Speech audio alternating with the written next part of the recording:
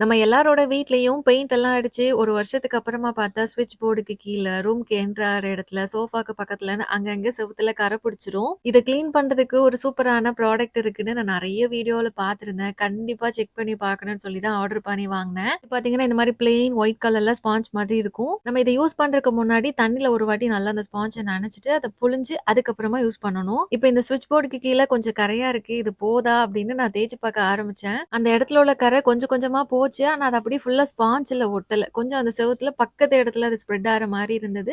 ஆனா, லாஸ்ட்டா ஒரு வாட்டி ஸ்பாஞ்ச வச்சு எல்லா பக்கமும் துடைக்கிறப்போ கரை கம்ப்ளீட்டா போயிட்டு, அப்புறம் இந்த ஸ்பாஞ்ச வச்சு அங்கங்க இருக்கிற கரையெல்லாம் கொஞ்சம் தொடச்சேன். நான் இந்த ஸ்பாஞ்சுக்கு பதிலா சும்மா நம்ம வீட்ல இருக்கிற ஒரு காட்டன் கிளாத் வச்சு இந்த வால்ல இருக்கிற கரை போதான்னு தொடச்சு பார்த்தேன்.